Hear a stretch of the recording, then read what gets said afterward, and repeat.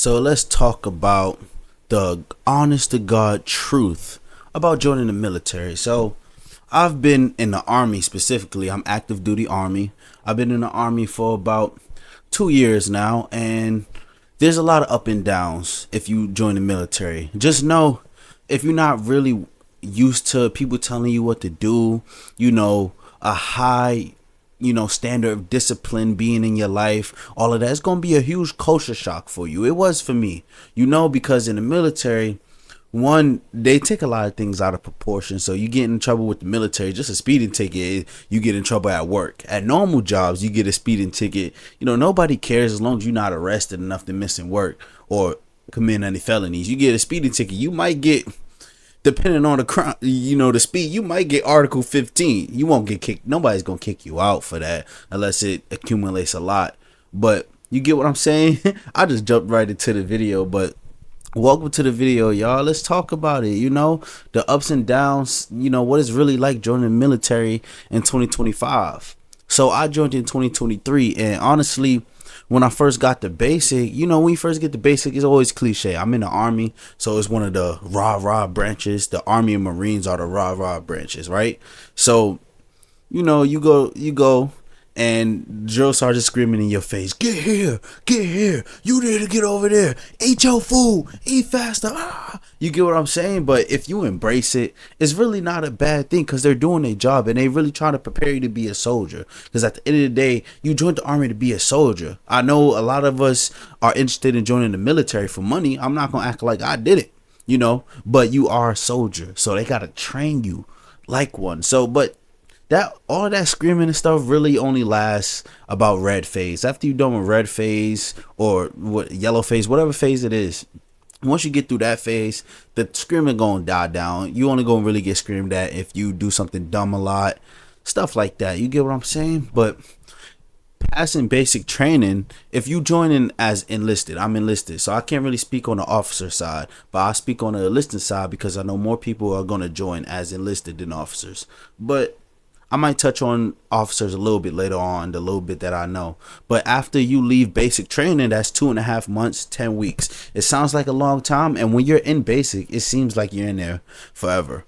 And I promise you, the stuff that happens in basic training is going to be some of the funniest things you ever seen in your entire life. I promise you.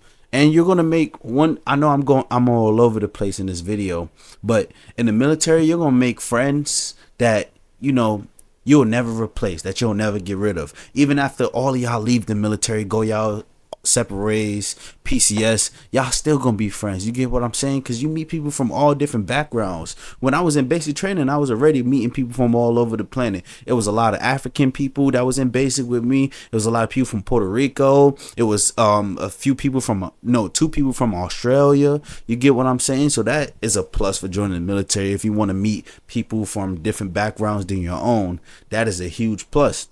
But you leave basic training, you go to AIT. AIT is basically military school. It's like high school or college, military style. So it's just way more rules. You wear your OCPs, which is your combat uniform. You get what I'm saying? They get you used to the military life, and they also teach you about your job. I'm a 25 uniform. I deal with computers, radios, things like that. I'm what's considered like I'm a nerd in the army, really, when it gets down to it. But what I will a piece of advice for my people that's interested in joining the military, specifically the army or any branch: choose your job wisely. Study for the ASVAB. If you take the ASVAB and you're not okay with the score because you can't get the job you really want, take it again. Wait a while. I know you probably in a rush. I want to leave home. I'm tired of what I'm going through. I get that. Trust me, I've been there. But get a good job. Don't just join any branch of the military and just get any job they give you, because they'll give you a crappy job. The recruiters, they trying to get their numbers up, they trying to get their bonuses, their rewards. They'll give you a crappy job. Oh, you sure you want to? All right, sign right here, you good. Next thing you know, you a glorified janitor. Nah, there's no MOS for janitors, but you get what I'm saying, right? But the truth about the military is honestly not a terrible place. It's not perfect. There's definitely negatives. I could touch on some. So excuse my language, but a lot of people, you'll notice there's a good amount of people in the military who dick ride. And what do I mean by dick ride? I'll talk about just just y'all know what dick riding mean. You get what I'm saying? They just like if somebody that's been in the military for 17 years, right? He's a warrant officer, platoon sergeant, first sergeant, maybe a sergeant major. They start to kiss up. They be kissing the higher ups ass just to try to get promoted, try to be on their good side. And honestly, I think all that's lame. And you're gonna see some of that in the military. Just the teacher's pet in high school or in middle school, yeah, that exists in the military for sure. And it's honestly annoying, but yeah, most of the guys you meet is gonna be cool. They just gonna be chill guys. You don't gotta worry about, oh, is everybody gonna be screaming at me all the time? Now, if you're not doing nothing dumb, just because someone outranks you in the military, don't mean they could just scream at you for no reason. It has to be a reason behind it, because they could actually get in trouble. And one thing that I like about the military, in 2025 compared to the way a lot of the older generations, the military is cracking down on a lot of the dumb stuff that was going on. So if you a woman, for my women out there that want to join the military, know that you are more protected than ever in history of the United States if you join the military. If there's somebody trying to sexually assault you in any type of way, you will get them kicked out. Go to your leadership. I don't care if that is your leadership doing that to you. I guarantee you it could be a general. They will get kicked out. It will be a big investigation. They'll make sure you're telling the truth, but once the truth get out, they will get kicked out. So I'm not saying women don't have to worry about creepers that's trying to rape them or nothing, because as a woman, I get you always in fear of that, but you're more safe in the military than you ever have been before in your life. Because I promise you, you come forward to the right person who is going to be your sharp rep for your unit. Sharp stands for sexual harassment, assault, whatever. It's an acronym to protect people from sexual assault. Sexual assault could apply to men too, but it mostly apply to women. That's why I'm speaking to women right now. You get what I'm saying? So if you're a woman thinking about joining the military, I promise you're gonna be good. It's plenty of little pretty girls in the military doing their thing, getting money, being badass. They beautiful, they in shape. You get what I'm saying? So don't, just because you're a lady, don't be afraid to join the military. But I'm continue to talk about it. I motivated this video, but what else I could give you a piece of advice for y'all? Take everything with a grain of salt. One thing you'll learn in the military is how to take L's over and over again and keep your chin up. I promise you. I remember one day we got this thing called table ace in the military, right? It's like a big test. You certify. It's like showing you could really do your job at a high level, right? And we was practicing for table ace and we kept on failing and failing. I remember I took more L's in that one day than I ever took in one day in my entire life. I remember I left work that day like, dang, I really just took L's all day. Well, back at it tomorrow.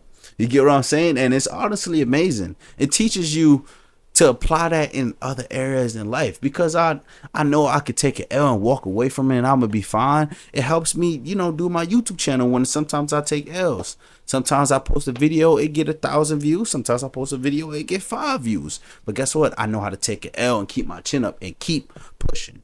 You get what I'm saying? And the military helped me instill that in myself. So what cons I would say joining the military, because I am saying a lot of positives, because the military positively affected my life way more than it negatively. But one con I could say is your level of freedom. The military is going to be in your business way more than any other job in the world, 10 million times more. They need to know where you live, who lives with you, what's your credit score, literally all of this. I'm not even exaggerating. What's your credit score?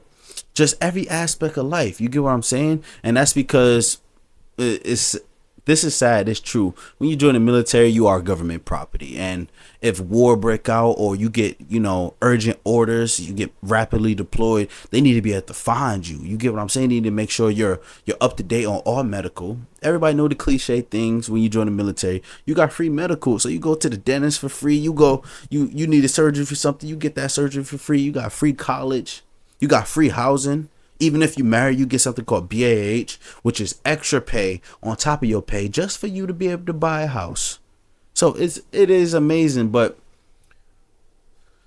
freedom is lacking in the military. Most definitely, freedom is lacking. You get what I'm saying? If you want to go 100 miles somewhere, let's say there's a beach you really want to visit with the wife and kids or with your friends, you got to request that, even if it's on the weekend. Let's say you got a 4-day weekend, which is a lot of those. It's a lot of 4-day weekends. That is another plus. But you gotta, put in paperwork for it and tell somebody you going, because if you go and you get a speeding ticket or even something minor happens, is you still could get in a lot of trouble in the military for not telling somebody where you going. You get what I'm saying? You can't just leave the country. You got to get permission for all of that. Luckily, if let's say you already got off, right? There's a 4-day, 5-day weekend and you already planned the trip. 99% of the time your leadership is not going to be on you about that trip. Only way they're gonna be on you or they won't let you go, let's say if you're in, you're about to deploy. Like before I went on this deployment, as you know, if you're one of my subscribers, I'm on deployment right now, right? I'm on my day off, but you're not allowed to travel that far because you're about to deploy to a foreign country and all that. But any other time where you're not about to deploy, you Gucci. Like nobody's gonna really care if you go to the beach. They just want to know, that's like, think about it. When you're a teenager and you just started driving, right? You want to give a lot of people that grew up with 2-parent households. I didn't, but I know a lot of y'all have. You let your mom know or your dad know, yo, I'm going to the beach today with my homeboys. You get what I'm saying? I'm going to spend a night at Susan's house, for my ladies out there for 2 nights. You just letting your parents know as a courtesy. That's how you could think about it in the military. Sometimes you do get treated like a kid and it could be a little annoying. And then sometimes it can help you in a lot of ways. It can save you from getting into some trouble, blah, blah, blah. Another thing about the military, you're not allowed to do any drugs other than, drinking alcohol or smoking a vape or some cigarettes or something. You get nicotine. But the reason why I see this as a plus, because before I joined the military, I smoked weed for probably a decade. Probably not a full decade, but almost a decade. You get what I'm saying? For almost my whole life, I've been smoking weed, and I wouldn't stop. And joining the military gave me the motivation and the reason I needed to stop smoking weed. I don't even crave smoking weed no more. I don't miss it. I realize how stupid it was. So I know when I get out the army, even if I do start smoking again, it's not gonna be like every day like I used to. It might be like special occasions, maybe like at a friend's wedding. I might spark a spliff a little bit when I get out the army or something like that. But I was able to get rid of that bad habit because of the military. That's another plus. You get what I'm saying? I know a lot of people thought I was going to say a lot of negative things about the military, but my personal experience have been positive. Yes, there's bull crap that come with it. You got some fake people, just like you got at any job. You get what I'm saying? You got people that talk about others behind their back and then smile in people's faces. Same person they talking about, they smiling in their face the very next day. You'll see that occasionally in the military. I would say a plus and a downside. PT 6:30, depending on your unit, right? Some units might have it at 6. Most units have it at 6:30, right? You got 6:30 formation. That takes about 5 minutes, 10 minutes max if your first sergeant is going to speak to you about some things. And then you're exercising. So one thing about that, you're going to be in decent shape if you really take it seriously. You're going to be in decent shape.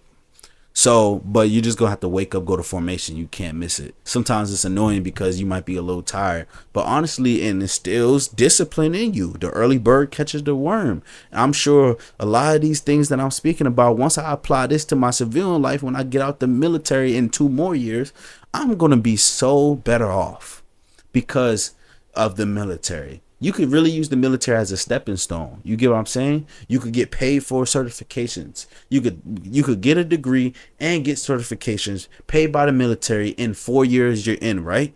And then you could get out and you could get a job making $120,000 a year in tech. You get what I'm saying? They love taking people from the military. I know somebody recently that he was on Fort Bragg. He got out the military. It was 4 years over. He was a 25 Bravo. I'm a 25 uniform. And now he's making $90K a year after taxes, working for a tech company. You get what I'm saying? Working in AI and all of that. He don't even have a bachelor's. He just has a bunch of certifications. He said he got like 6 certifications. The military paid for them all. You get what I'm saying? And now he's better off. And he still get to keep some of his benefits when he get out. He still get to keep this free college if he do decide to get his bachelor's.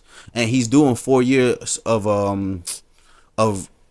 reserves also. So once he hits 7 years, guess what? His wife and kids both get free college, even though he only did 4 years active. You get what I'm saying? There's so many pluses for joining the military. If I'm keeping it real with you, if you're interested in joining the military, I want you to think about it. If you really want to do it, don't just jump and do it. But if you're interested and you scared, you got nothing to be afraid of, bro. Just be yourself, be professional, have a growth mindset that you don't know nothing. That way they could help mold you into something better. The military helped make me a better version of myself in a lot of areas in my life, and I know it could do it for you too. So before I end this video, I'm gonna try to think of a little bit more. What could be another con of joining the military? I keep on saying positive, like I said earlier, just positives over and over again. But honestly, I can't think about it. Let's talk about living in the barracks, right?